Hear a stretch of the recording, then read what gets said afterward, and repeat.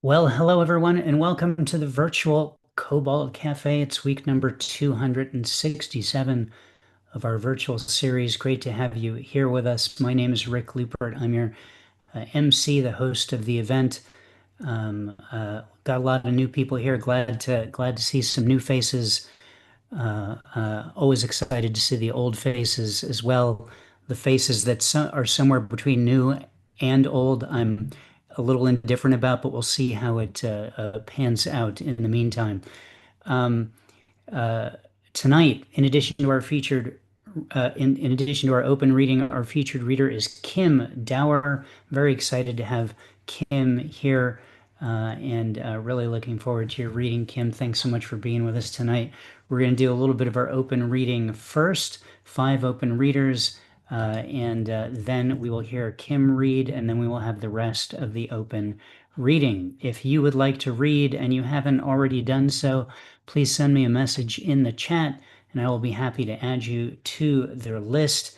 Everyone gets to read up to two poems, maximum of two poems, and the suggested official time limit is less is more.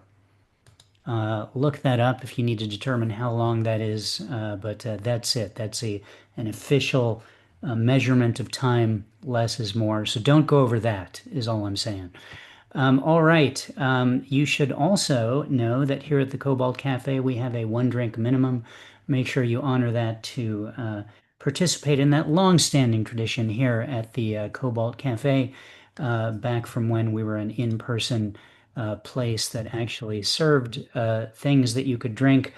We just haven't figured out a way legally to not still have the one drink minimum here on Zoom.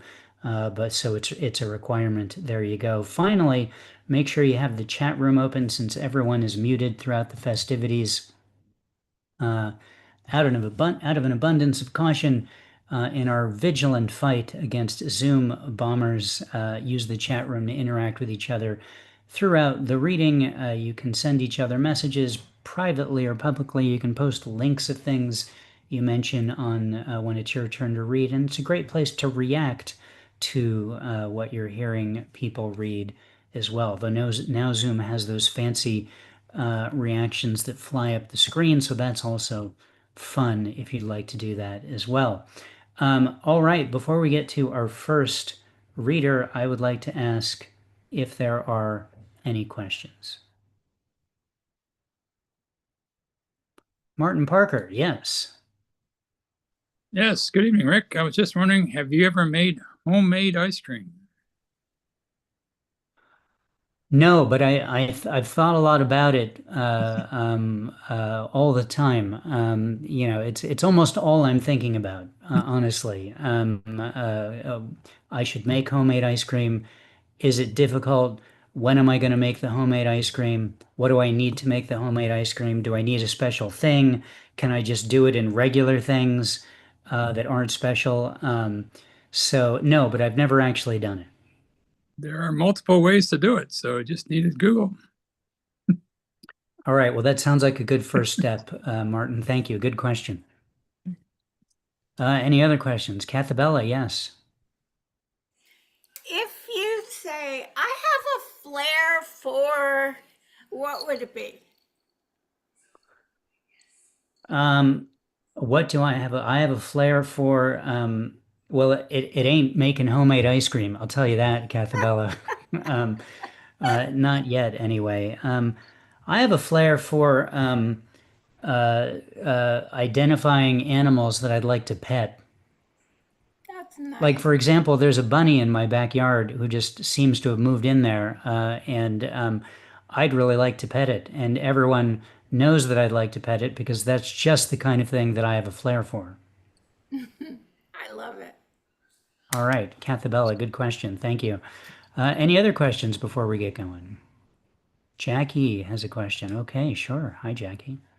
Okay. A follow-up question. Have you ever picked up a possum by mistake, thinking it was another animal, since you're so good at identifying animals? Well, I didn't say I was good at identifying animals. I said I was good at wanting to pet them. Okay. And I've never actually picked up a possum by mistake or on purpose. So there was a possum that lived in at my old house that used to eat all the peaches and the almonds off the peach and almond tree. So we planted those. One year we had peaches and almonds, and then the rest of the year the possum got them. And he was kind of cute, but we didn't have much of a rapport. Okay, I see. That was a good answer. Thank you. Thanks. Thank you very much, Jackie. Okay, well, 3 questions is pretty good. Just a reminder, if anyone would like to read, send me a message in the chat. I'll be happy to add you to the list. There's a couple people whose names I don't recognize in the waiting room and who didn't RSVP in advance. So if anyone knows Jesse Brown or Jerry Rosenblum, please let me know. Other than that, we will get to the open reading part of the reading. On deck is Barbara Shepard. Please welcome now Martin Parker. Hello, Martin. Hello again, Rick. Well, I have one poem tonight. I hope you'll indulge me. It's one I've read here before, but since my mother's birthday was last week, I thought I'd like to read this poem again. This is called, wait, as soon as I can find it here. Where'd it go? There we go. Grandma writes homemade ice cream. Grandma would make us homemade ice cream, the first thing my cousin would always ask about whenever we trekked to Ohio to see the Wright House there on Magnolia Drive. We'd often find her tending roses, lovingly pruning in patterned gloves, along a narrow stretch of soil between the porch and open garage, where rested the sodas of several kinds, which I would use to secretly mint my virgin mocktails, curiously strange, before I knew what that meant. A door in the garage led to her kitchen, well kept, with piccalilli placidly papering the wall by the door that hid the laundry room, where morning ashes would stealthily fall. A bountiful pot of navy bean soup would simmer quite quietly on the stove. A sign to Grandpa, my dad must be there, to harvest the neighbor's nasturtium leaves, to make a sandwich like Winnie the Pooh, or like one she'd place on Grandpa's plate when everyone else was making their own. She never otherwise made that soup. She knew it made Grandpa's belly sour, an echo of earlier orphan days, before they met in the heavenly choir, and united in method he you became, though later she would need needing aid to hear the notes that were being sung and shout out the words at the fortunate wheel. The pickles of melon set high in the fridge, she'd made them from rinds that, like emeralds, they'd shine, or mangoes, which others called peppers we'd picked from community gardens a short drive away. But hidden down deep in the bottom drawers sat that plain, unlabeled container of steel we yearned for like she had like she had that flamboyant hat accused of carrying her down the street. Filled up to the brim with the prize off-white, unlike the transfers of many hues her mother'd collect from the side of the road until she was sent to a home far away from Grandma and all her siblings 5, she practically raised herself. She'd put it down there the day before to ripen like blossoms that made her implore the driver to suddenly stop the bus so she could harvest her heart's desire from heather-laden highland hills on part of their once-in-a-lifetime tour to the land of tattoos that would croon ancient tunes and brightly lit views of a towering maid she'd saved for with pennies in a private fund by faithfully filling a coffee can while writing letters to families and friends, embellished with neat English teas. So dense it was with crystals of ice not seen on their retiring sojourns to that city that sits at the center of the sun, with freshly squeezed citrus from side yard trees, where she could finally drive a car, or a golf cart, which is what it really was, and steer it right up over the curb to wake me up from a dream. It held no pockets of air or dirt that caused her to cry to the sorrows one day while visiting our home where briars reigned, and not knowing that contents weren't sullied by dirt, but literally littered with large amounts of tiny vanilla beans. You'd never find it in groceries today, so different from the one her father owned, just glimpsed in photos with sepia tones, ancestral lines, both primitive and wise. No, nothing else was as good as the kind of ice cream filled with warmth and love and other emotions we couldn't describe that Grandma would share every time we came by. And this is in loving memory of my mother's mother, Phyllis Elnora Wise Wright. Hence the Wright House at the beginning of the poem, and the ancestral lines, primitive and wise. Her wise ancestors were all primitive Baptists, apparently, which is a whole different rabbit hole to go down. But thank you so much, everyone, for letting me read that whole thing. Memory of my grandma Wright, who passed away a few years ago now. I don't know about rabbit holes, Martin, but I do know that I want to pet the bunny. Martin, what a sweet and loving memory of your mom's mom. Thank you so much for opening up our reading tonight with so much heart. Thank you for being here. Thank you so much, as always, for this wonderful opportunity. Pleasure. Good to have you. Round of applause for Martin Parker. On deck is Dave Kula. Please welcome now Barbara Shepard. Hello, Barbara. Hello. Thank you so much for having me this evening.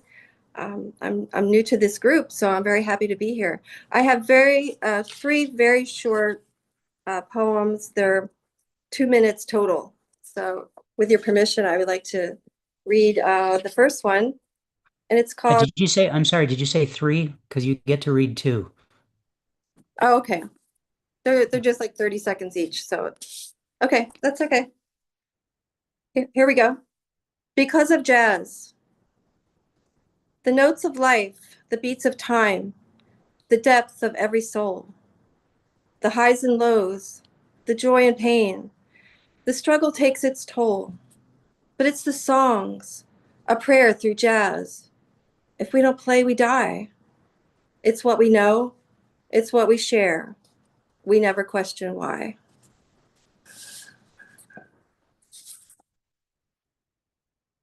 And the second one is called In the Presence of Music. We're listening to something, we're not sure it's classical. Does that really matter? We just know it's magical. We hear voices like angels. We're told it's the chorus, but whatever it is, it seems to restore us. There's a tune in our head, sometimes in a trance. What is this that makes our heart want to dance? They tell us it's music. We just have to sing. The sounds of the world can solve everything. Thank you. Man, it sure can. Thank you, Barbara. Great couple of poems to get to know you by your first time here in Cobalt. I hope it won't be your last. And please come again and welcome to this space. Well, thank you very much. I appreciate the opportunity to read tonight. Thank you. Anytime, every week. Please come. Okay. Round of applause for Barbara Shepard, first time here. I spent the day immersed in music earlier today, and so especially appreciate that imagery in that second piece as well. Yes, thank you. All right, round of applause for Barbara. On deck is Ike Waltz. Please welcome now Dave Kula. Hello, Dave. Hello. So I've got two. One is a short and one's a little longer that I'm reading for the first time. So hopefully it sounds as good as it did when I read in my head. Sweltering heat, dripping sweat, draining my mind, making me blind. Balance becoming lost, eyes becoming crossed. realizing I've lost, and it will have a cost. The hot pavement with horrid scent made my body bent and consciousness spent. I try to stand, but then I land hard upon my knees and let out a wheeze. With vision blurring, the world still turning, I'm no longer touring, I'm simply left burning. The ground so hot, strength I have not, my thoughts are fading, and my mouth tries stating, aid is what I need, will anyone hear my plead? I may be dying, and I'm not lying. Bystanders lack care, some even glare. I pull back my hair to see them all stare. Then light fades to dark, there I make my mark. On pavement I did lie, where I then did die. And,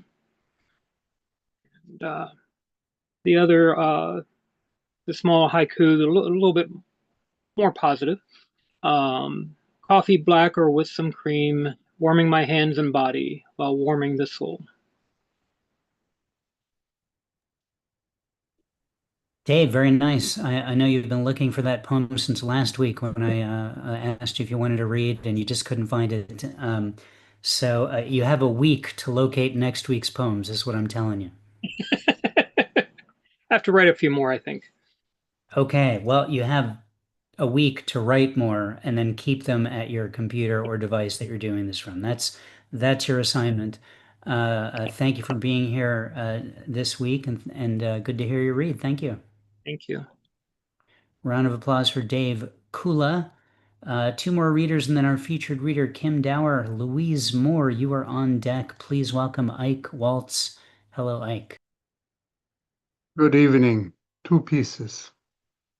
First one, Whiskey and King Edward, the Cheap Cigar, or The Last Monday with Mother, considered a Mother's Day, abstract. I am sitting with doom and gloom in a doctor's sanctuary, the ever so boring waiting room, holding hands with Mother. It had to be me, none other she would trust. Not even the doctor, she said. No choice, so I must. Across the waiting list, untimely, sleeps Mother's brother, constipated King Edward. Not royal or even related, just a nuisance. He does not bother anyone. He must be resting for quite a while. The cheap stench of a King Edward, the cigar, long removed, this smoker's smile. I remember the doctor told us to be on time. He has a long waiting list, plenty of overused magazines, licking fingers, corners smudged with slime, outdated to me, but not the mother of mine. King Edward got no attention. Consequently, he trenched the room with a sonic boom. Mother said, "Hi." What did he say? I heard you. Everybody else pretended, oh no, don't look at me. It was not mine, what apparently rear-ended from somewhere else. So, out of line. The receptionist, a pretty blonde with a nose coquette, pointed to the opposite door with her withered wand. King Edward disappeared. King Edward reappeared with eyes wide, looking relieved over that healthy what a royal delight he must have had. His appointment was over. He had to wait no more. But King Edward, like before, forgot to close the sanctuary's door. Mother nodded her tired head. She did not approve, resisting the waiting game. Patience, patient, turned into gloom, escaping that stuffy waiting room full of that nauseous, lingering, intoxicating boom. She grabbed my hand, I'm dragged against my will. We escaped the clueless waiting drill. At home, Mother rests in peace, in what she called her favorite dream, meaning her unmade cozy bed. I closed her eyes. Angels touched her rigor mortis lips. with my last drop of a smooth 45% whiskey proof. And I am aware, and I feel so glad this was the ultimate exciting day the passing of mother and dry whiskey ever had. Second one, my blessed ego. I like books without words, movies without stars, people without names, intellectuals without titles. They are so easy to remember. And if I offend, I do it on purpose, though. P.S. It's all pathos. You may throw soft ripe tomatoes at me. Thank you. If only that were possible via Zoom, Ike, we would participate, but I don't think we can do that with this technology. Thank you very much for being here. Great to hear two pieces from you. Loving your red bull shirt. That must confuse the bulls in Spain when they're running at you because it's red, but then there's bulls on the shirt. So I go, wait a minute, maybe he's one of us. I don't know. That's the point. That's the point. Okay, very thoughtful. Thank you so much for being here, Ike. A round of applause for Ike Waltz. Thank you, Ike. On deck is our featured reader, Kim Dower. Please welcome now Louise Moore. Hello, Louise.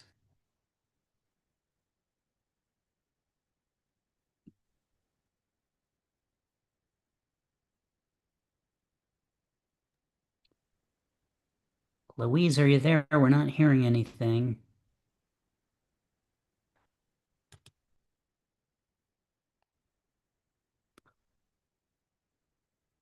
Let's ask you to unmute one more time.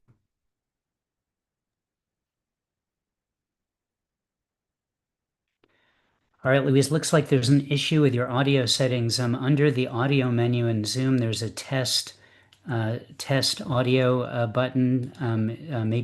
Maybe click on that and we'll try to get you on a little bit later to see if we get that fixed. So we will move on to our featured reader, Kim, and we'll say, Christopher George, you are on deck after our featured reader. So I'm really excited to have Kim Dower with us.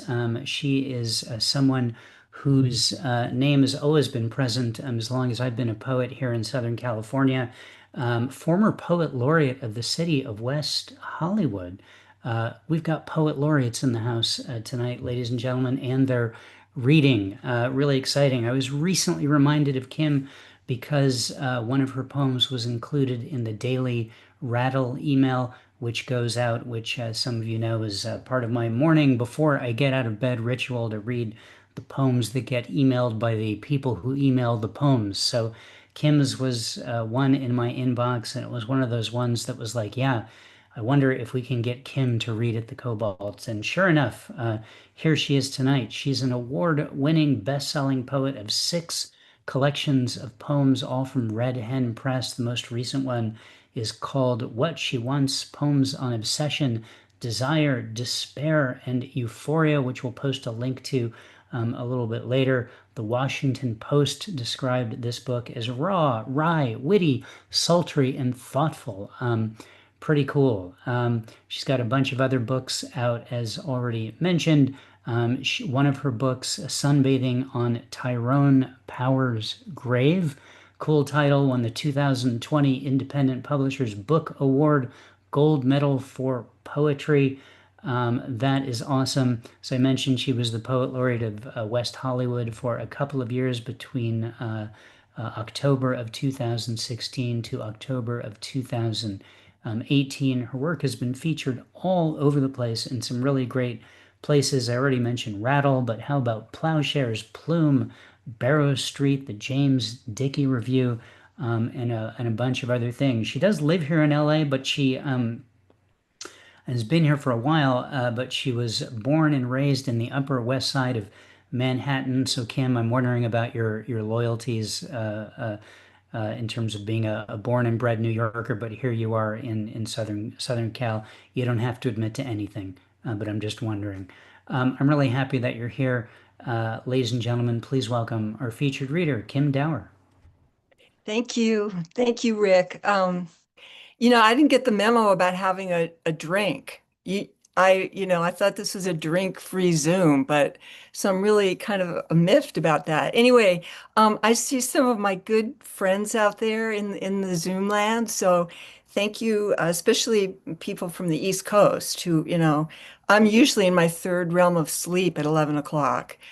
I have a very exciting life. Anyway, thank you everyone and everyone for reading. So I thought I would start with the poem that you read, Rick, that inspired you to get in touch with me. Even though it's not Easter time, it's actually a whole other holiday tonight. It's Rosh Hashanah, but sort of a different holiday. But I'm going to read the poem that was in Rattle that is called I Wore This Dress Today for You, Mom. And I brought all my books tonight because I thought I'd read maybe one from each.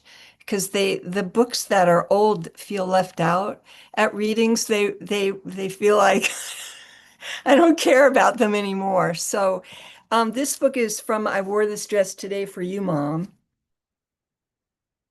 I wore this dress today for you, Mom. Breezy, floral, dancing with color, soft, silky flows as I walk.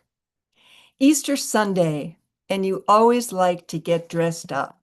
Go for brunch. Maybe there's a good movie playing somewhere. Wrong religion, we were not churchgoers, but New Yorkers who understood the value of a parade down Fifth Avenue, bonnets in lavender, powder blues, pinks, hues of spring, the hope it would bring. We had no religion, but we did have noodle kugel, grandparents, dads who could fix fans, reach the china on the top shelf, carve the turkey. That time has passed. You were the last to go, Mom, and I still feel bad I never got dressed up for you like you wanted me to. I had things to do. But today in LA, hot, the way you liked it, those little birds you love to see flitting from tree to tree, just saw one, a twig in its mouth, preparing a bed for its baby. Might still be an egg. I wish you were here. I've got a closet filled with dresses I need to show you. So, it feels like I wrote that such a long time ago, and I guess that I did. So I'm going to read, I feel very sort of political these days, as we all do, right? And I don't write a lot of political poems, but I had to share this poem. This is from Sunbathing on Tyrone Power's Grave. And I don't know how many may recall, but back in 2017, we thought things would get better after that, but back in 2017, the Trump administration banned the Center for Disease Control, the CDC, for using 7 words. All right.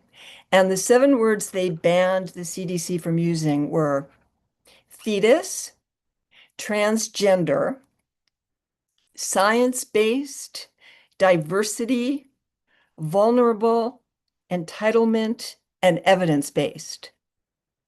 And there was some sort of a contest or something on Facebook that said, write a poem using those 7 words.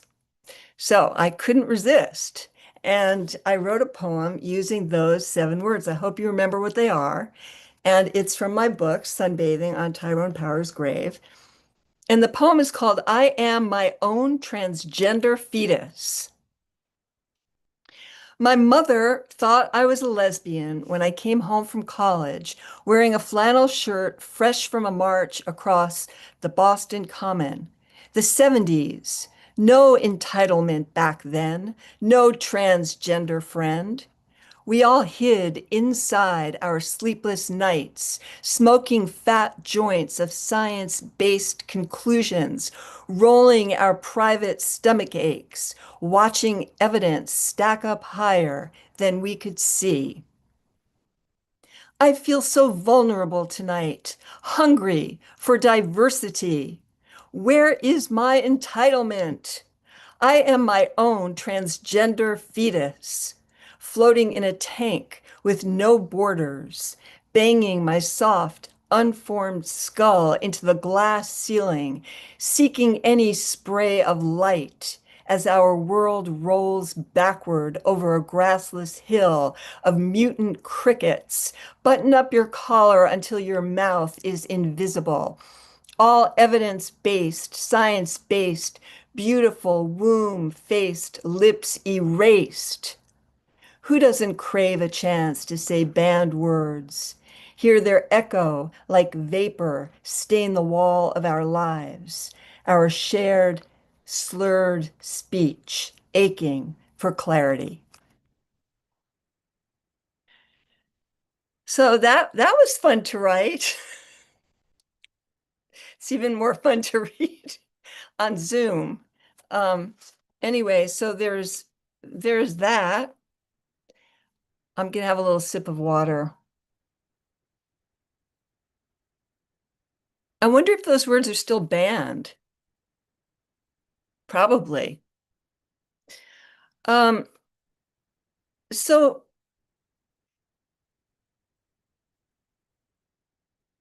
I feel like reading another book from I Wore This Dress Today for You, Mom.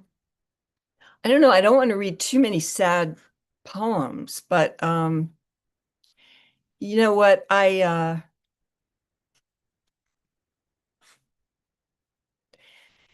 just feel like reading this poem. So this book, I Wore This Dress Today for You, Mom, was written as my mother was dying, basically, and she had dementia. And so the poems sort of begin with her being okay, and then they go to the end of her life. But you know, some of them are funny because I find humor even in even in my mother's death. I don't know. Really, there were moments where you just had to laugh at certain things, as sad as they were.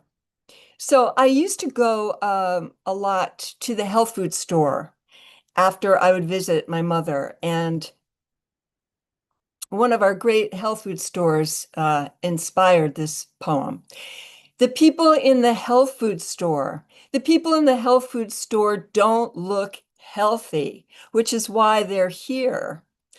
I'm here to get carrot chips, craving crunch, flavor, after visiting my mother at the home, where flavor only appears in faint whiffs of memory, where people in wheelchairs suspiciously eye the applesauce on their trays delivered by chubby nurses in red scrubs, pictures of ponies or baby elephants stitched onto pockets that contain their syringes and keys to the lounge. The people in the health food store look dirty, wear spandex, have spaces between their teeth, prowl the aisles for natural supplements, inner peace, Ola Lola energy drinks, so only the other losers will die, not them. Not after they cleanse their bodies of all impurities, destroy lingering negative thoughts. What if my baby never learns to talk? What if I suddenly forget how to walk? What if the earth sucks me deep into hell, like the hell my mother lives in, where when I visit, she asks me, who put me here? When did this happen? It was only yesterday she sipped martinis on the rooftops of Manhattan. So it's no wonder I run for the health food store, fill my basket with miracle cream to rub into every pore, stock up on Wrinkle Warrior, buy a year's supply of brain enhancers. So when it's my turn to stare out the window, wearing floral patterned daytime pajamas, I'll remember who I am, who I was, who I once loved. So it's so weird to do a reading on Zoom because you can't really get you can't get a feeling of the audience, but I'm hoping that that was fun for you. I wouldn't call it, fun. It's about a nursing home, but as fun as you can get at a health food store. I think I'm going to switch gears here, and I'm going to read a couple poems from my new book called What She Wants, which, as Rick, I think, said, it's poems on obsession, desire, despair, and euphoria. Another fun topic for people who, just want to have a good time, a good time. So the first poem in the book, a lot of my poems, the title is the first line. It's just sort of a lazy way to write a poem. Oh, I can't think of a title, so I'll just make the first line the title. But sometimes it does work, actually. And in this case, I think it does. And the title is called She'll Do Anything for Food. She'll do anything for food, the dog walker tells me. She speaks quietly, not wanting to insult her heavy-boned, one blue, one brown-eyed beast tugging at her leash. We did a doggy ancestor test, she confides. Discovered she's part wolf, part miniature poodle. Must be the poodle part makes her so ravenous. Small creatures are ruthless feeders. Think of enraptured rats gnawing their way through orange trees. Babies nursing, sucking so fiercely they can burst a nipple. Think of your heart, size of a throbbing fist, the part of you that will do anything for love. So thank you. I see little snapping fingers. It's sort of a frightening image, actually, because to me it's like things eating each other. But that's okay. Any movement on the screen. um. So there you go. Thank you, Rick. Um. A lot of my poems just come from everyday whatever. This one, I was just taking a walk during the day, and a woman literally, she was walking her dog and the dog started jumping on me. And the woman said to me, she'll do anything for food. And I thought, I hope not. And I went back upstairs to my office and I wrote this poem. So I'm inspired by fear, as a lot of us, I think, and dogs that are part wolf, part miniature poodle. So, I'm strangely obsessed with the same health food store, and another one of my poems is from that health food store, and it's called Unruly Aura. And again, this is a book about obsessive love, and the first part of the book is at that moment when everything is fabulous. You've all been there, everything is great. That's the beginning of obsessive love. Unruly aura. The cashier at the health food store tells me I have a beautiful aura. Wait, I tell her, if you want to see a really beautiful aura, wait until I've taken my Renew Life Ultimate Flora probiotic. After that, my aura will knock your socks off. She smiles at me and rings me up. My money has a beautiful aura, too. My dollar bills float out of my pink wallet. The man behind me swells from the heat I generate. Each step I take brings me closer to God, the final, fabulous aura. Take my hand, I tell her, squeeze my aura. It's hungry and looking for someone to devour. Completely true story. Just if you thought I made that up, people think that poetry is autobiographical. Well, it isn't, but that is a true story. Well, let me see what the time is, Rick, because I wasn't, okay, I think I'm going to read one more poem. And I'm going to read the poem, another poem from What She Wants. And So this book, What She Wants, is really about a word called limerence. I don't know if anybody's ever heard that word, but I read it and I fell in love with it. I thought that was an incredible word.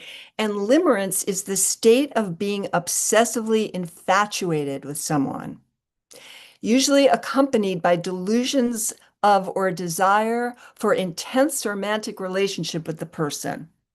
And usually it is not reciprocated. This is the key to limerence. And limerence goes through 4 stages. So this book is divided into the 4 stages of limerence: infatuation, crystallization, deteriorization, and ecstatic release.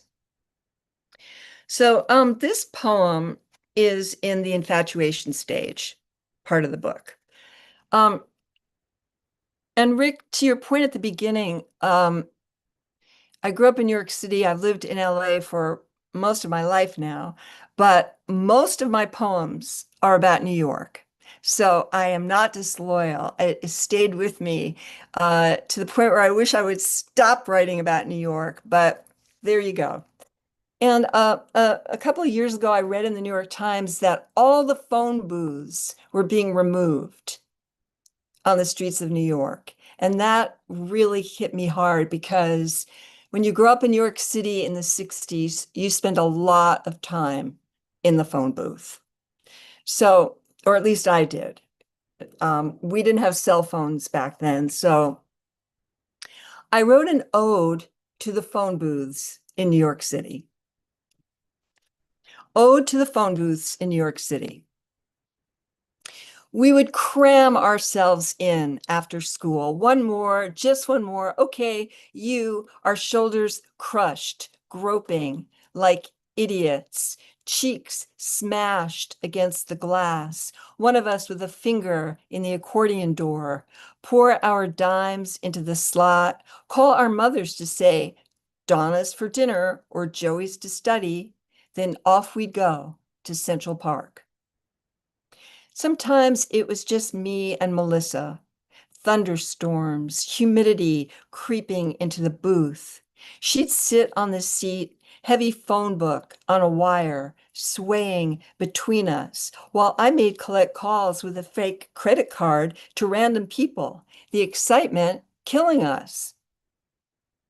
Senior year, it would be me alone, excusing myself from my parents' dinner table, running a brush through my hair, elevator down, making the call to my boyfriend, filthy receiver, tight in my hand, mouthpiece caked with someone else's spit, smelling like the inside of someone else's mouth.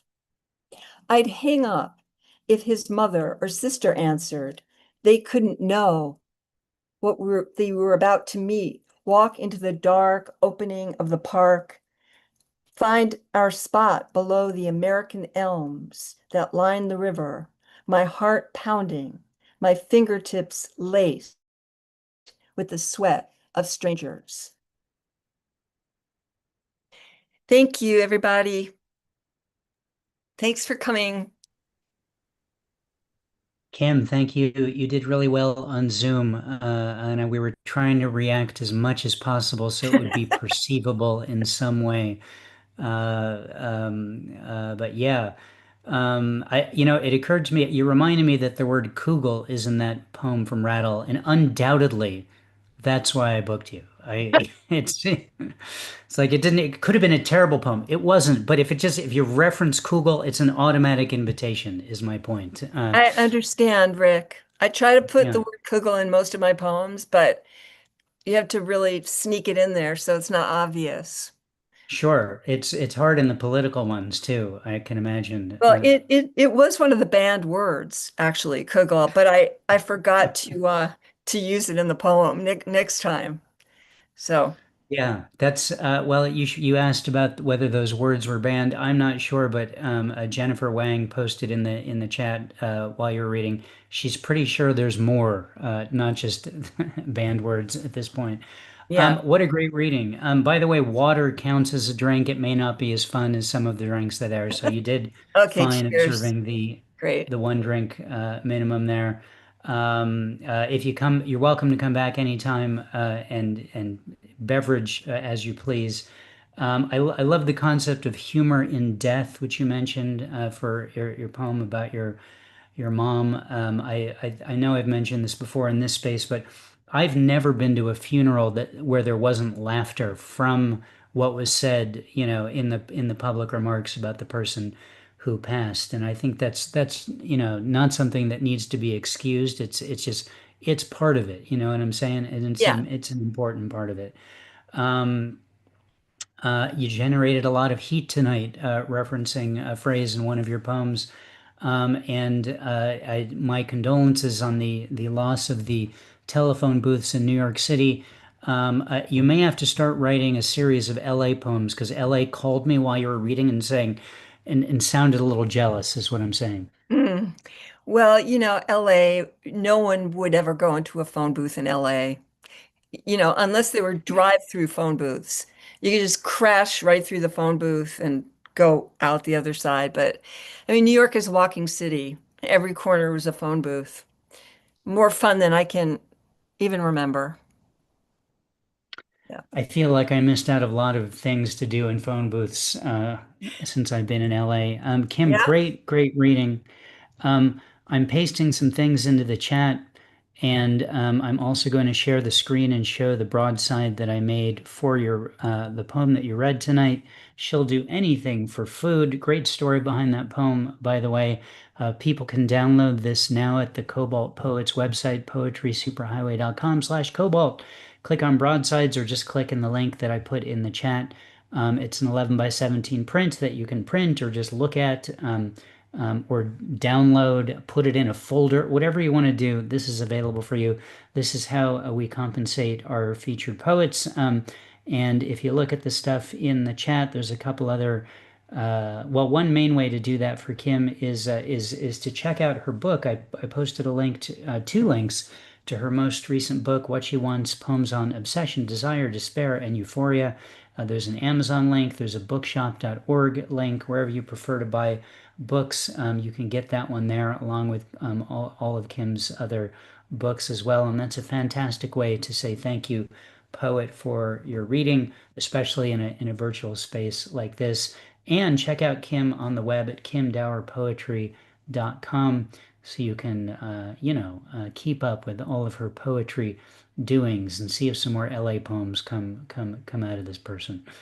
Kim, thank you so much. Thank you, Rick. I really appreciate it. Thank you.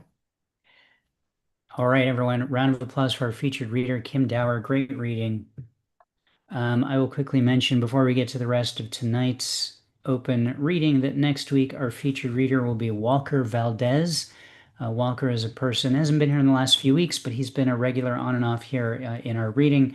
Glad to have him in this space next week. That leads us now to the rest of tonight's open reading. Here's who I have on the list in this order: Christopher, George, Denise Dumars, Ben Watts. We're going to try Louise Moore again. I know you logged out and logged back in. Hopefully got your sound issue fixed. The Collab, Cathabella, Siggy, Jackie, and Chris, Michael G. Hickey, Sean Mahoney, Carrie Cox, Jennifer Elise Wang, Ed Foreman, Dig Wayne, and me. If I know there's some other people here who are not on the list. If anyone would like to read, don't hesitate to send me a message in the chat and I'll be happy to add you to the list. Friendly reminder, 2 poems maximum. Barbara, I hope it wasn't a trial by fire cutting you off after 2 poems there at the beginning there. That's just pretty consistent about making sure. So you know that, everyone knows that, whether your poems are 30 seconds or a million seconds, you only get to read 2. I hope you're not reading a million-second long poems, people. Less is more is the suggested time limit. I mentioned that earlier. That's it. We're on to the rest of the open reading. Denise Dumars, you are on deck. Please welcome now Christopher George. Hello, Christopher.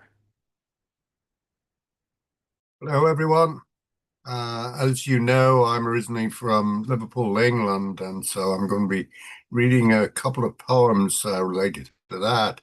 Going to do the share screen, if I can call it up. This is my great uncle, who was my maternal grandfather's elder brother, born in 1889. Here he is as chairman of the old-time music hall, what you would call vaudeville. And he used to say that, born in 1889, there were three great comedians born that year: Maurice Chevalier, Adolf Hitler, and himself. So earlier on in the 1950s, he was appearing in this rather off-color show at the Pavilion Theatre, or the Pivy as we'd call it in Liverpool, in Lodge Lane, with these naked ladies. This is called What the Lord Chamberlain Allowed. 50s prudery at the Pavilion Theatre, Liverpool, where my Uncle Bill performed as red-nosed comic between tableaus of naked wenches.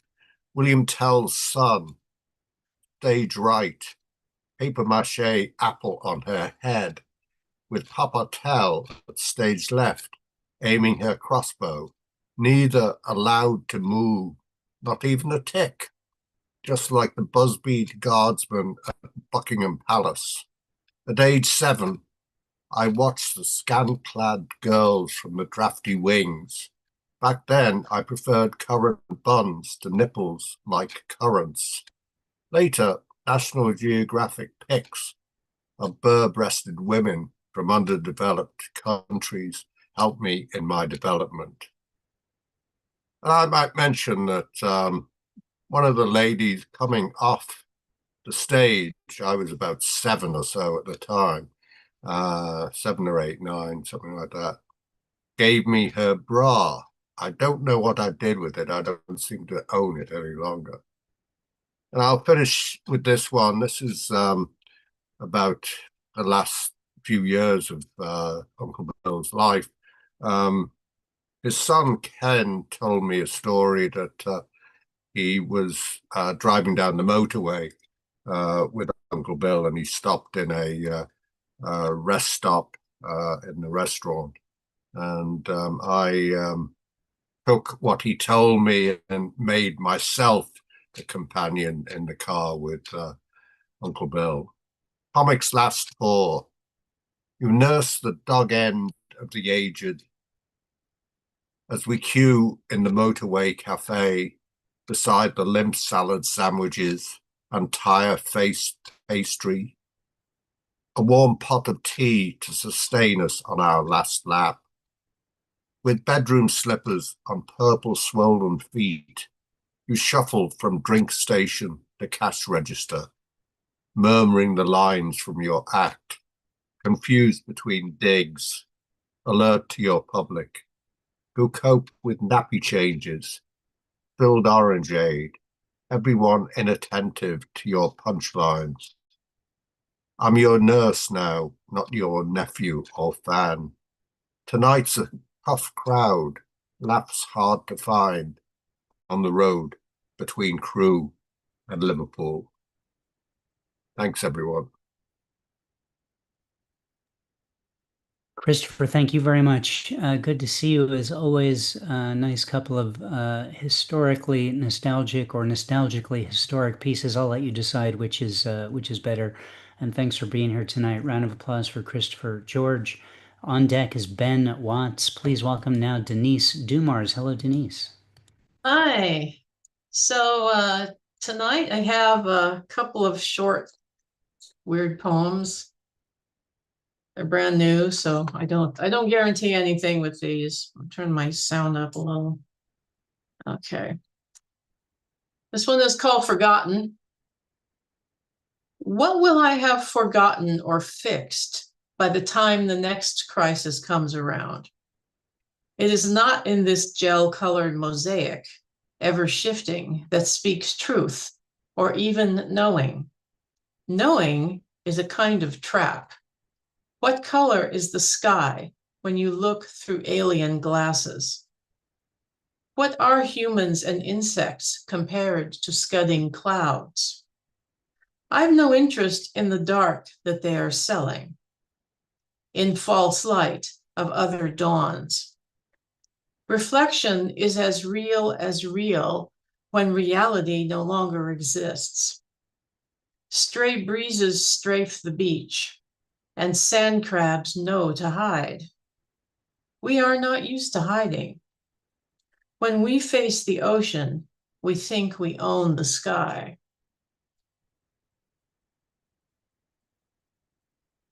And this is one I like our featured reader, I sometimes take the easy route in trying to name something. So this one is just called Rind. Rind that curls around an orange, edge of rose petal demarcation, lines that dissect and blend and cordon off. Who is here? Who is there? What do we call these boundaries? Optimum safety that separates me and you and us and them. On what kind of scale of reality? I inspect the spiky petals of chrysanthemums. I argue about the provenance of marigolds. This season, we become someone and something else. Let's stay that way. Let's get out of every other box we've put ourselves into. Let's split off into the petals and the rinds of scentful objects. Bring the attention to where attention sees the signs between. Thank you. Denise, thank you so much. Always good to hear your work in this place. Thank you so much for being here. Round of applause for Denise Dumars. By the way, I maybe 15% of the poems in my new book, Denise and also Kim, who brought this up, were the title came from the first line of the poem, or you know, the first line of the poem became the title. So I think it's a legitimate way to go, rather than coming up with a title sometimes, what you know, which I think it's okay. That's what I'm saying. So there you go. All right. Round of applause for Denise. On deck is the collab, Cathabella, Siggy, Jackie, and Chris. Please welcome now Ben Watts. Hello, Ben. Hello, thank you.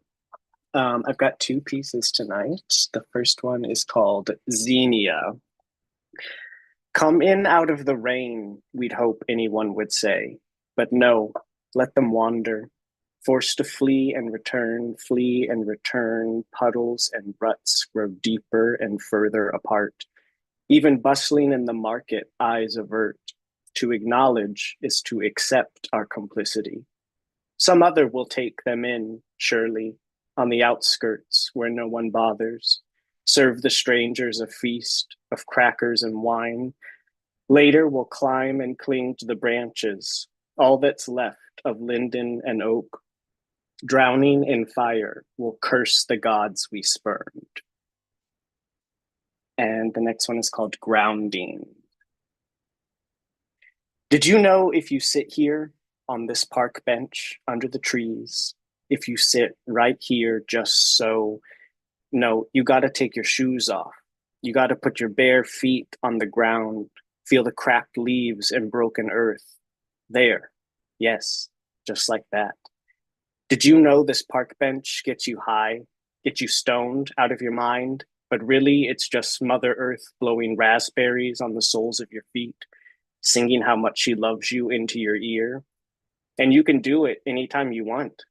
No one ever sits here, or if they do, they don't ever remember to take their shoes off. Thank you. I really love that second poem, especially Ben. That was a fabulous trip to a fantastical park bench that I would like the location of. So if you could you could forward that in the chat or something, so we could all benefit from that. That was a really Send you that the was cool. coordinates. Yeah, please. Ben, welcome to Cobalt Poets. I think it's your first time here. Please come again and read some more for us. Thanks for being here. Round of applause for Ben Watts. All right, on deck is Michael G. Hickey. Please welcome now the collab, Cathabella, Siggy, Jackie, and all the way from tomorrow in Japan, Chris. Hello to all of you. Hi. Let me see. Where are Hello. We're hiding. I love that park bench. I feel like I've got my feet on the ground there. Okay, let me just close a couple of things. It's so hard. You can't see what's going on until the last minute here. Let me see. It's okay. It's almost here. It's almost here. Let's see. 1, 2, 3. Yeah, this should be easy. Okay. You can't really see and close things. Okay, maybe that'll do it. Let's see. I have so much going on. That's the trouble. You might have to read the haiku anthology. Here we're going. Here we're going. Okay, so this one is called Our Flair for Letting Go. And Jackie, Catabella, Chris, and Siggy. And as I told you last week, we start out with some themes, and it's amazing how they come together. Flair, either way, letting goes, and compass directions. Okay, Jackie. Touching the balloon string, I distrust the clear blue sky and all its promises. Very good, very good. We all feel that way sometimes. Ephemeral. I called them my figures of strange beauty. Driftwood and stone paused for a moment before I let them go. Chris. My flair for letting go of mundane tasks. I always nap facing east. I love that. Okay, Siggy. The 1960s, my mother's time for high-class flair. Velvet wingback chairs and gold flocked wallpaper. Right. Maybe as our second poem, Siggy will have to give a dissertation on flocking. Jackie. Knowing every word in the poetic lyrics of Chinese songs, how can I make use of my flair for language? A flair for excess. I've admitted before, even in print. I decided early my favorite word is yes. Love that. Dad soundly sleeping. A cop woke him up with a billy club. Emergency! Air filled with smoke. The flare of fire stunned him. There's nothing like an unexpected flare. Jackie. The pear tree shedding its white blossoms, I let go of the past to receive the present. Beautiful. East to west, how shall I count the ways I've walked, rode, and flown, fledgling to flourishing? No longer able to travel that road to the north or other compass points. Poet friends visit me. Yeah, it's their big reward for all your work. Siggy. Settled 54 years in down East Maine. Now everyone's in Texas or Colorado. Time to join the family. Wonderful, Siggy. And we have someone here with a flair for flutes. Here we are. Here he is. And you can show them your current flair. Sort of a Native American. I just put these balloons up to go to the balloon poem. I'll take it down now. Beautiful, Jackie's balloons. There's Jackie's balloons. Oh. Did that yesterday. Thank you, Chris. And look, Rick has a flute. It was to meant match to be them. a Native American flute, another replica of the Mojave flute. But to be honest, it's not a very good copy. It's a good flute. So it would have been Well, you okay to played it beautifully, Rick. And in the words of our former regular John Wessick, Rick. yeah, Um, every time. Yeah. Thank you all very much for being here, Cathabella, Siggy, Thank Jackie, you. and Thank Chris. you for I love welcoming. the I always nap facing east line, Chris. I thought that was really cool. There's Jews are always facing east for one reason or another. I So don't know really the just a reason for wonder. it, but I do. There you go. Probably facing west from where you are, actually. No, Now that I I'm think about actually it, but facing east from here, according to the no, compass. right. Oh, yeah, Gotcha. you. Okay. Okay. Yeah, whatever. Cool. Anyway, thank you all so much. Wherever you are in the world, whatever direction you're facing, it's all fine. We accept all directions of the globe here at Cobalt Poets. Round of applause for the collab, Cathabella, Siggy, Jackie, and Chris. On deck, Sean Mahoney. Please welcome now Michael G. Hickey. Hello, Michael. Hi, Rick. Hi, everyone. I'm reading just one poem tonight, a prose poem. Just a couple things about it. It's kind of a fall poem and a torch song, I think. But Rick would know more about this than I. But according to ancient Hebrew texts, 6 cubits and a span is 9 foot 9 inches. That'll make sense in a second. This is called Love Letters from Goliath's Ex-Girlfriend.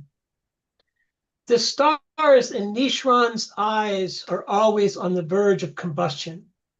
Her eyebrows live in separate worlds, yet long for one another. Her lips speak the body language of the moon, and the neck that leads to her heart is the same neck that remembers what every other neck has forgotten long ago. She is a Philistine who loves Hebrews. She is a fallen star who will never stop shining. Goliath herds sheep and at nightfall whispers to bleeding lambs been abandoned by their mothers. He loves Nishi. He has always loved Nishi. But what with tending his flock for weeks at a time, he and Nishi barely keep company anymore. One night at a harvest feast, he finds her in the embrace of Omni, a fellow warrior known for his fearlessness in battle. Goliath can't stop staring at them. When he can bear it no longer, he draws his sword and threatens to behead the philanderer. Nishi throws herself at Goliath's feet. She shows him the love letters she has scribed daily for a fortnight, proclaiming her fidelity, her devotion, letters she keeps in a leather pouch next to her heart. In these letters, she praises Omni's eyes, worships his scars and war wounds, and swoons over the musk of his scent after battle.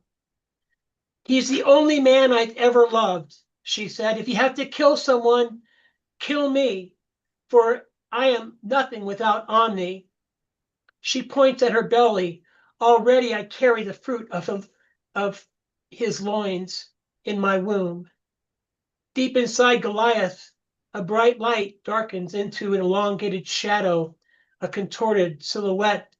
He commences to drinking gourds of wine from morning to night and fighting fellow Philistines he once considered friends. He wants men to fear him, not because of his size, for 6 cubits in a span, but because he doesn't have the heart to hate Nishi, so he hates himself instead. In fact, contempt is the air he breathes even in his sleep. This is what love can do when it turns on you. One day you've got a good job and you're in love. The sunset splashes its horizon with its palette of pinks and purples, and every bone in your skeleton feels as lucky as a wishbone.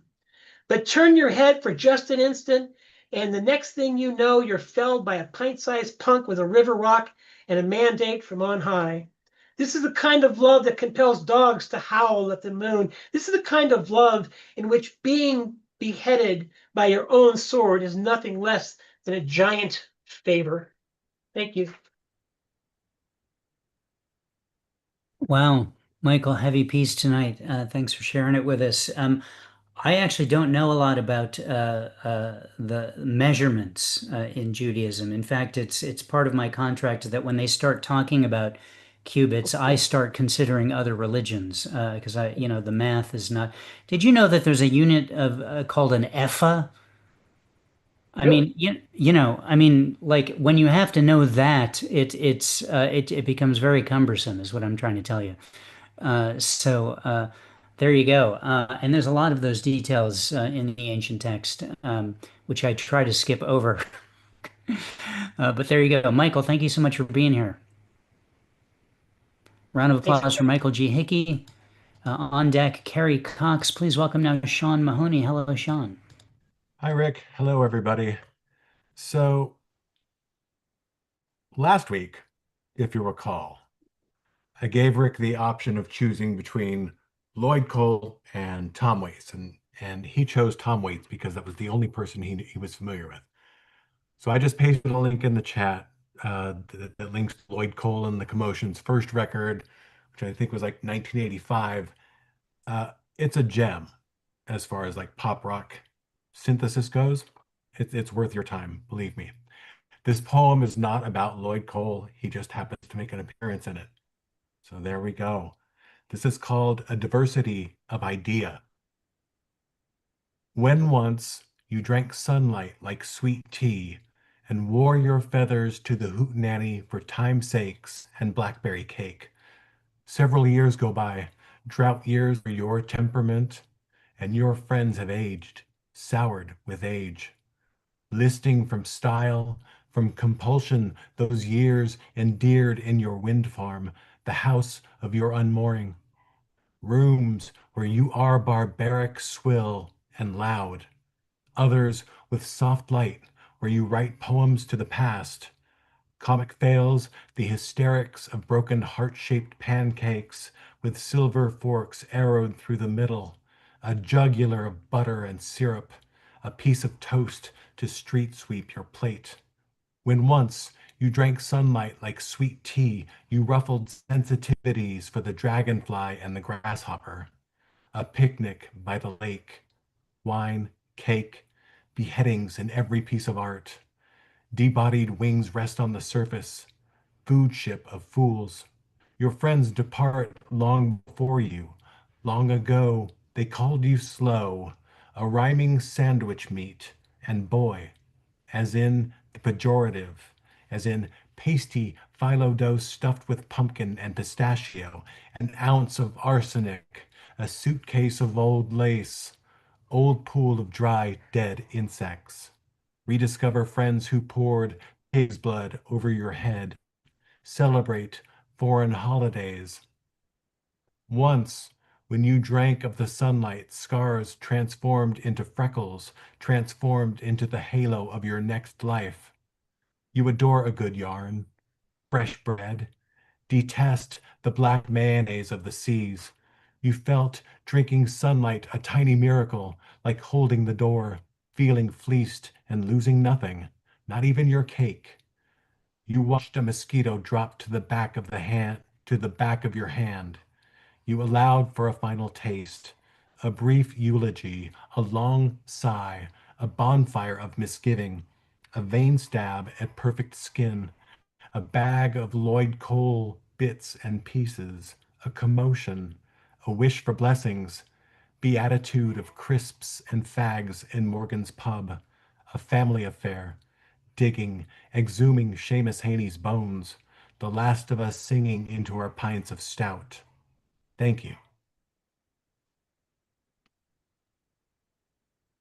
Holy moly, Sean, that was a great poem. Well done. Rhyming sandwich meat. The next time I'm in a sandwich shop, I'm just gonna, I have higher expectations now of what they can do Give me some Mahoney. there behind Yeah. the counter. So I'll let you know how that turns out. Also, uh, I got to tell you, if butter and syrup came out of people's veins, I'd be cutting a lot more throats. You know what I'm saying? I'd be happy to be a zombie Sure. if that were the Um, case.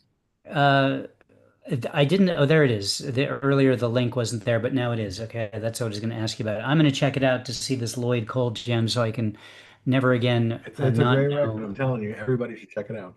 Everybody should check it out. Quick Yeah, question: give it Do a you know how shot. many If you don't like it, cubits? you don't like it. Do you know how many cubits your new mustache is? I only know things in pints because I'm I Irish, see. so I'm sorry. Gotcha. Okay, well, let us know if when you have a number for us in any form of measurement. Sean, I great work promise. tonight. Thanks for being here. Round of applause for Sean Mahoney. Thanks, everyone. On deck, Jennifer Elise Wang. Please welcome now Carrie Cox. Hello, Carrie. Hello, Rick. Hello, friends. Nice to see you. I missed you. I never like to say, how do you follow that? Because I think poetry is subjective and every poet is unique and special. But man, tough act to follow, Sean. I feel like I got to bring my A game. Okay, so I have two poems. The first one is called Primordial Baby Food. Drowsy, droozy drugs that soothe me in all the cracks you see right through me, burning candles to the making, naming all the baking flames, inhaled like hours that left me unashamed, spoiled and tame. Were you inside the fabric that I'm fabricated from? Plunging those darkened depths I'm medicated from? Chaos theories keep claiming my numb want of coming undone. I can't remember if Eden was a place or just an idea we tried to run from. Eggshell thin like atmosphere, I'm crazy between my newfound clear, more milky than near. A membrane, we twin flame, no windstorm to blow this flicker out. I'm blushing head to tail as the animal I dream about infiltrates my waking cells with cockiness and clout. A fur-fed flesh mess dressed for wearing out. Salt and sweat and two bright lights make your moans melt just right. I taste the beams of your brand new light. Snuggle your soul into happy and whole. Chase your smile like a handful of dice I'm dying to roll. In a garbled gamble, I wave my heart around like dirty money, waiting for your need to come and summon the hum in my tummy. Run your gun over the ammunition. I hide from every other body like a hidden hive of honey, while the very constructs disappear, both the universe and the seer, provoking the smoking sting of vanishing veneer, butterfly affected into a tsunami, rocked back into the way you always come and calm me. And I have another one called A Phoenix Choir. Hallelujah's howling from my haphazard throat come galloping forward, even though there's no bridge across the moat. Every receding feeling comes creeping like I'm kneeling on a bed of rice and pine needles in a forest I once lived. You were there too in this recreation in my mind, and you had a lot more sunlight to give. Gargantuan ways I learned to pray with hands smaller than average. Microscopic days I laid angry on glass, some specimen gone maverick. Holy hymns come singing down the hallways of my chest, my eyes fluttery flickering, speaking in tongues without rest. I'm more than buried in this Bible, more than cursed or blessed. Every Delilah with a pair of scissors knows a Samson that confessed to having holes in the heart-shaped pump that keeps us circulating, and veins and arteries hum and thump like slushing music, like ears on fire, face flushed fevery, a phoenix choir, rising back up from embers like these psalms that just won't die. Even if the voice stumbles into staccato stuttering, I can't find a way to lie about the gods I threw my dollar bills to, the scams, the whores, the backwards deals, the minor priests and policies, the apostles, both imagined and real, the writing on the walls of kings just before they fall, sketched sloppy by that invisible hand that doesn't whisper anymore. These prophecies of pandemonium, making martyrs of us all. Thank you. Thanks, everyone. Carrie, I know you were concerned about bringing your A game, but as far as I know, based on my experience with you here, you only have an A game. So you know what I'm saying? Not a Thank lot you, to worry Rick. about. Yeah, great job. Nice to see you again. It's been a little while. Welcome back. Good to have you. Don't be a stranger. Okay. Round of applause for Carrie Cox. On deck is Edward Foreman. Please welcome now Jennifer Elise Wang. Hello, Jennifer. Hey, so I've got two. The first I dug out since we were talking about using the first line of a poem as the title, and um, I, I don't usually do that, and this poem was the first time I did it, and I actually like asked for advice about it.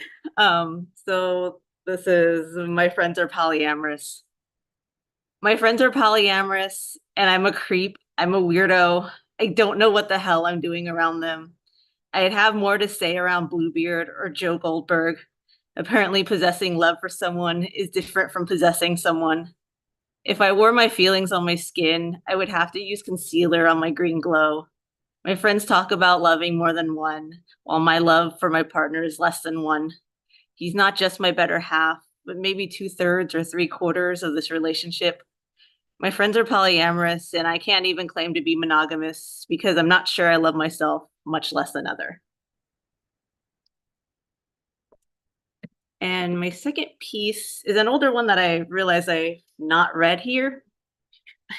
um, it's inspired by the Hunt for Unicorn tapestries. So this is Unicorn. I had been drawn to you, much like men who only see us for that one precious quality they desire to possess, a trophy paid for by blood, and it seems you cannot resist me. Hesitatingly, you seek to touch what no man has ever touched. Long platinum hair, slender limbs, sad sapphire eyes. It's like staring into a mirror, an image of immaculateness imprisoned.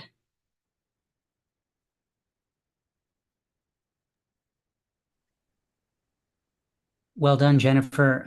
And as always, extra points for the appearance of a cat throughout the set. You just can't go wrong when a cat butt is on screen. You know what I'm saying? Yeah, right when I had to read too, I had to dodge him. They know. They know. The cats at first didn't understand Zoom, but a memo went out, and they all understand it's not just about sitting on the keyboards anymore. Now you have to actually get in front of the camera. There was a whole retreat they did to spread this information throughout the cat community. They got it now. Thank you for being here. Thank you. Round of applause for Jennifer Elise Wang. On deck, Dig Wayne. Please welcome now Ed Potastic. Hello, Ed. Hello, our wonderful host that we love the most, that deserves a toast, that goes coast to coast, that never boasts. Hello, everyone. My name is Ed Potastic. I'm feeling fantastic. Please, time to join my rhyme. Follow sublime.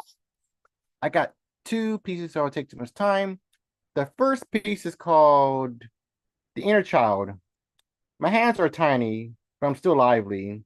I'm just a kid. My age only slid. You're still a child. Imagination runs wild. Don't hide your curiosity in this pale, dark reality. I know we're all adults. Don't just stand at a halt. We're not our parents. We're not mindless ants. No anger, no offense, but don't build a fence. I know the chains of responsibility, but it doesn't have to be reality. If you want to write, then write. Grab your pen and ferociously fight. If you want to draw, then draw. Draw till your fingers are raw. If you want to paint, then paint. Paint till you tire or faint. If you want to dance, then dance. Dance till you catch a glance. You want to sing, then sing. Sing till you awaken spring. You want to mold, then mold. Shape it till it turns to gold. Don't call it crazy or ridiculous. It's the miracle of beautifulness. Feed your inner child. Feed it for miles upon miles. The kid still lives inside of you. Don't be blue, but create your breakthrough. A tiny seed can grow into a tree. Free the child inside you and me. Like you, my final one is called You Are You. I was my girlfriend's dream, but inside I wanted to scream. I smiled, moped, and played my part, while the truth burned my sad heart. It's hard to walk in a black stream, to live inside someone else's dreams, to wear a mask bound in a fake blend, while your own soul rests inside a trash bin. A platypus among the ducks. Same pond, feathers, and luck. A bill and web feet, but not inside. A secret fire you cannot hide. If you felt lost, confused, or small, listen, do you hear the call? You're not clay or made to mold. Be yourself, brave, fierce, and bold. Life has no script or strict scheme. Don't shrink to fit another's dream. Don't forget the words or labels. You're the spark, the flame, and the fables. You're not a horse in a stall. You're not a robot or a teapot at all. You are the keeper, the master, and the flame. Now, own your titles and name. You're the jackpot and the spark. You're the light that shines inside the dark. You are tall but not confined. You are simply magnificent and divine. Thank you. Nice messages in your work tonight, Ed. I love the whole like do what you want, be who you are vibe in the first piece. And I think I went down a rabbit hole, if you will, with the image of a platypus amongst the ducks. Like, how did it get there? What's it doing there? Is one of them its friends? I don't know. Does it live with them? This is something I'll be thinking about for the rest of the evening. So thanks so much for being here. Round of applause for Ed Potastic. On deck, Marietta Moglis. Please welcome now Dig Wayne. Hello, Dig. Hello, Rick. Hello, everybody. A couple of new ones. Phantom Limb. Never fall open to the right page. Always buttered side down. Passing on a curve ball, solid lines strike the high notes, speeding on a flat, sparks in the dark. Let larceny learn a lesson taught. If it ain't nailed down, it's yours, bucko. Tuck it under your good arm. Dare to keep your tongue wet with risks and kids off of metal monkey bars after hours. Slide beyond the do-run run. One good leg is worth a pound of words. Crawling out of emotional incarceration can shine your stiff knees up real good. Thanks. This is a new one as well. Short one's called Weathered Old Blue Sky. Peopled with clouds, mountains climb silhouettes, pocketing the sun from side to side, sleeping with the moon in your cheeks, old as outer space. Thanks for listening. Outer space is pretty old. Yeah, it's old, man. I never get invited to any of its parties, I guess, is what I'm really getting at here. Yeah, I don't think they got enough candles anymore. Dig, did you get a haircut recently? I got a haircut yesterday. I feel like I saw a picture of you with your haircut on Facebook or something, and so I like had pre-knowledge that you were going to show up like this with your haircut. Yeah, it was time. My barbecue, he was there on Monday. Barbers don't usually work on Mondays, but he was there on Monday. Well, that's above and beyond. Dig, thank you so much for being here. You look great. Good to hear your new poems. Thank you. Thanks very much. Round of applause for Dig Wayne. We've got a couple more poets, Marietta Moglis, Fred Dodsworth, and me to close out the open reading. On deck is Fred Dodsworth. Please welcome now Marietta Moglis. Hello, Marietta. Hello. I want to share. I have 2 poems published in a letter pile. So, Paul Gauguin was a French painter, printmaker, and sculptor who lived from 1848 to 1903. After his self-imposed exile in Tahiti, French Polynesia, and his creative relationship with Vincent van Gogh, he changed his style.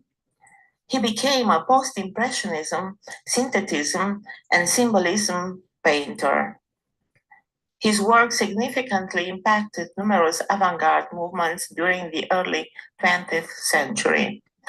He was raised in Lima during his early years and is descended from Peruvian nobility on his mother's side.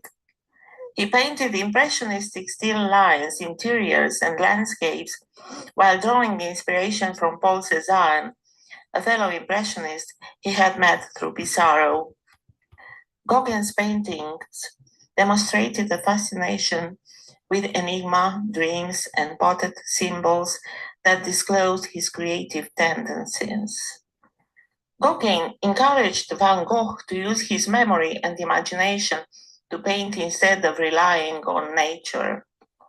Gauguin created a new synthetic style by fusing figuration with abstract decorative patterns in his Tahitian paintings.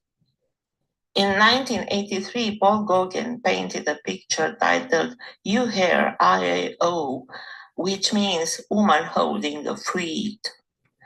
This artwork portrays an idealized image of a South Seas maiden. An examination of the colonial assessment of the South Seas region is provided. Paul Gauguin added a few unique touches to this painting style. He uses areas of color, shapes, and lines that repeat in a flat space, a reminiscence of post-impressionist art. In the foreground, a woman holds fruit. Three women with characteristic Tahitian features can be seen in the background. One of them is carrying a baby. Paul Gauguin created a contradiction by using contrast for the Tahitian culture. His paintings depict vegetation and Tahitian native rituals. Gauguin's initial impression of the South Seas during his visit is reflected in the painting. Paul believed Tahiti represented the natural harmony and sample, unspoiled life he had always imagined. He conveyed some elements of Maori mythology. The ace of the Eastern Paradise is represented by the woman holding the fruit. She assumes the role of Oviri, the deity of death. The Maori goddess of fertility, Hina, is depicted in the Garden of Paradise. The quote from Paul Gauguin's Ramblings of a Wannabe Painter states, "The more I age, the less I civilize myself." He didn't want to change who he was. This woman, standing and grasping a substantial fruit in her left hand, directs her gaze towards the viewer, imparting the image with a powerful and captivating presence. A vibrant red skirt with yellow floral patterns highlights her tropical body, while her upper body is unadorned. Three additional figures to her left are depicted engaging in their daily routine, providing context and cultural depth for the painting. Rich vegetation and the glimpse of a traditional home emphasize the exotic settings. The vibrancy is enhanced by Gauguin's use of strong outlines, stark contrasts, and bold hues. The artistic tradition of equating women's breasts with flowers or fruits reminds me of Edward Manes' La Luncheon on the Grass, painted in 1863. The poem is entitled Woman Holding a Fruit by Paul Gauguin. A mauve light to illuminate the deepness of a cleft, rocky leaves, and a kiss for bliss hangs on her left ear. She hears her own heart beating behind her breast nipple. She understands that all that glitters is not gold in her parallel universe, learns to bite and bites again while chewing to swallow the milky green till feeling the fall in her fruit. Leaves to dress her wound, nakedness. She wants to increase the sense of her self-awareness. Light reflection on the brink of her abyss, a time of stillness. Her subconscious is a burial chamber for a primal purity to choreograph the torture of her domestic endeavors were fruitless under the empty offshoot of the knowledge and under a cloudy sky, set in the sunset, so far, waiting in the wings. She needs a holy kiss for her galaxy of feelings. She receives the serpent's viridescent leafy hiss, makes human her shadowy being, an ethereal one. She becomes the woman holding a fruit in his arms of love. The ekphrastic poem, The Rainbow Woman, is a written analysis of the artwork entitled Femme au béret rouge orange, belonging to the Cubist painter Pablo Picasso, who was a Spanish painter and a sculptor during the 20th century. His work has been influenced by the blue and the rose period, and then by the Cubist period. The first teacher of Pablo Picasso was his father, but he continued to study in Barcelona and in Paris. After going to Italy in 1917, he started to paint in a neoclassical and a surrealist style. Pablo Picasso died in France in 1973. Picasso saw Marie-Thérèse leaving the metro and invited this 17-year-old woman at his studio a few days later. Her visit gave way to a deep love affair, which would last 10 years. At that time, Picasso was married Olga Koklova and had a son, Paul. Even separated in 1935, he remained legally married for 20 years until Olga died. Marie-Thérèse gave birth to their child Maya in late 1935. Femme au béret rouge orange was painted in January 1938. She was a reflection of the cosmos. She has no inconvenient reality. If it was a beautiful day, the clear blue sky reminded him of her eyes. The flight of a bird symbolized for him the freedom of their relationship.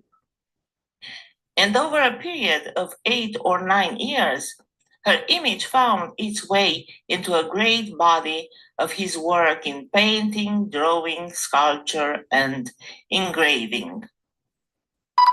The poem is entitled The Rainbow Woman. The blue woman alive knows the meaning of things and the hue of his visions. Things to survive. Absently sleeping her side at the edge of the reality, ruins, cracked mountains, and rolling rocky rains when the divine penetrates her within. Her womb grows to hide a new symphony of feelings.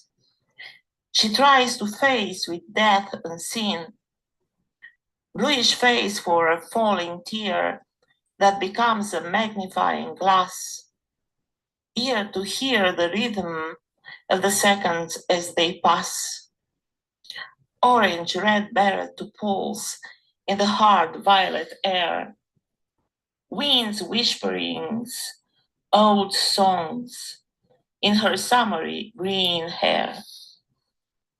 This woman is questioning herself if love can disfigure, can play havoc with, can vitiate, or can torpedo her essence. She learned not to trust, but to think and to keep it for herself, because she knows that in the missing light, the words can become silvery dust for a fight, while shooting and jeering. On her lips, the silence waits to explode, has a flamed red shine. There is nothing to destroy.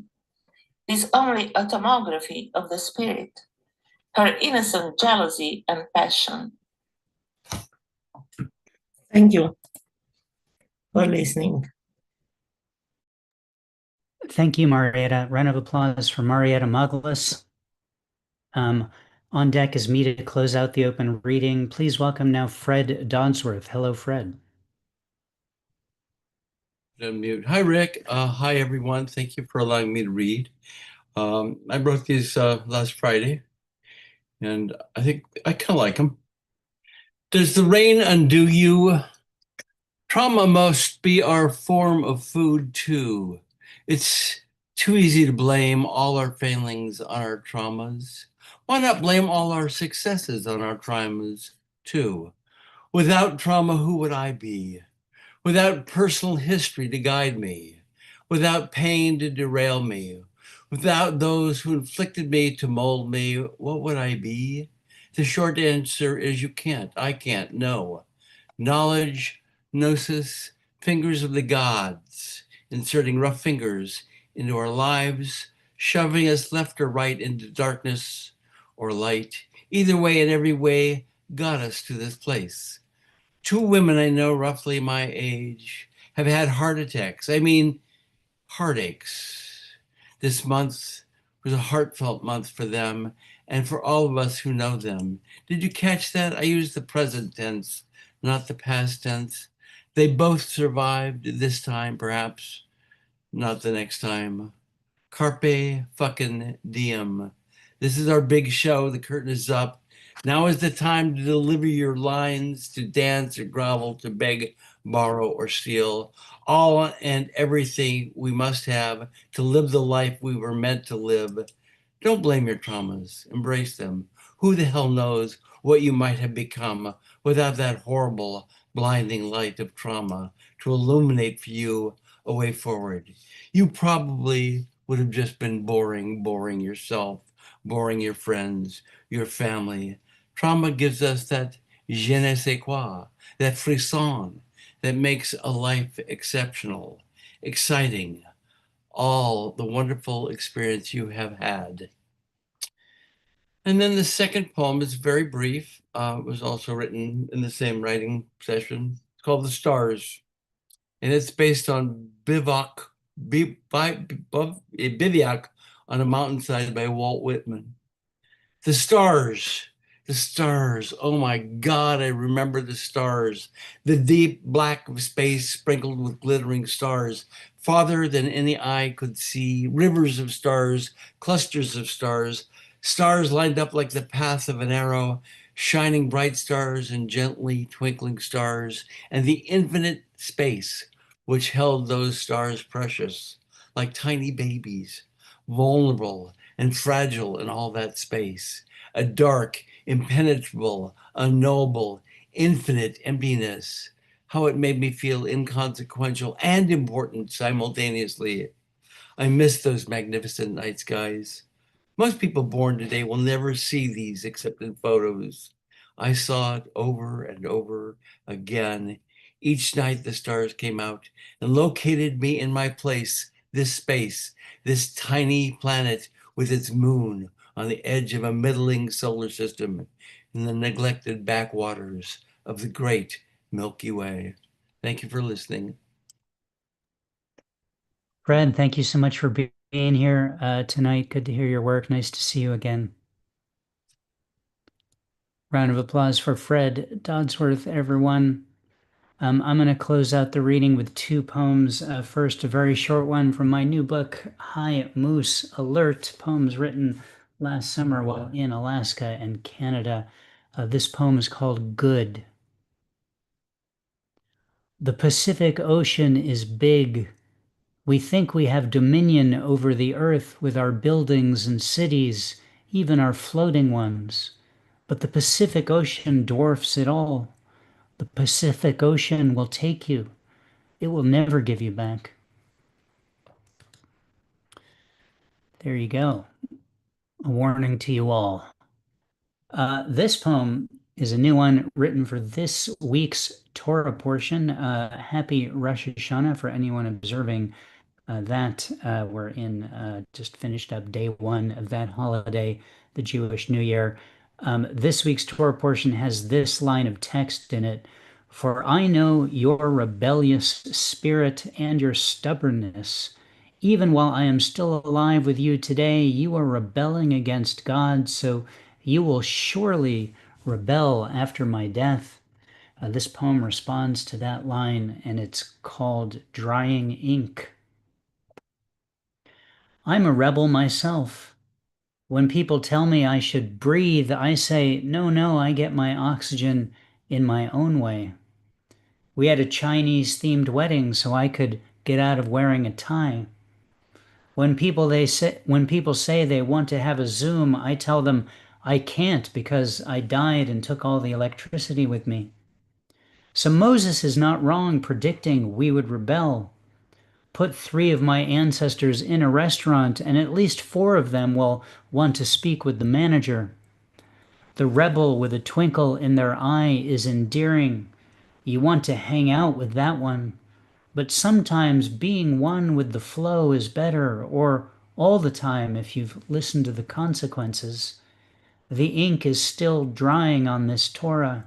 You don't want to write it off before Moses sings his song and we carry it across the river. All right, well, ladies and gentlemen, there you go. That's our reading tonight. A good one. I want to say especially thanks to our featured reader, Kim, for being a fantastic reader, for bringing so many, or for attracting so many new people to our space. I hope folks come back and read more. Pasting the stuff in the chat that I pasted earlier. You can download the broadside for Kim's poem at that first link at the Cobalt Poets website. When you are there on the website, you can click on the calendar link and see who is coming up in future weeks. As I mentioned earlier, next week our featured reader is Walker Valdez, who's been a regular here for a little while here at Cobalt Poets. If you're new and would like to receive the weekly emails letting you know who is reading, on those emails include the flyer and a convenient Zoom link so you can get right in, click on email list and add your email and you'll start getting those. And there you go.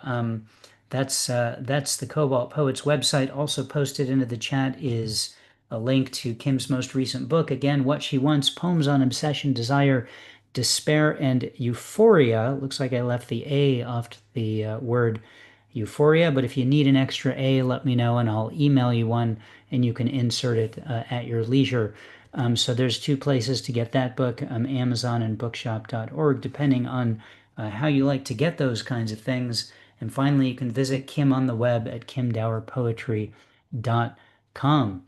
That's it. Thanks everyone for being here. New people, old people, even the people in the middle of those 2 things. I'm going to click on the Ask All to Unmute button so everyone can say hi to each other. Hi. Hello. Good evening. I heard a baby. Hi, David, everyone. do you have a baby in the background? The heck? Sorry. Nope. Hi. Somebody's got a baby in the background. Maybe the cat. Oh, it's a cat? Maybe. Well, it's a very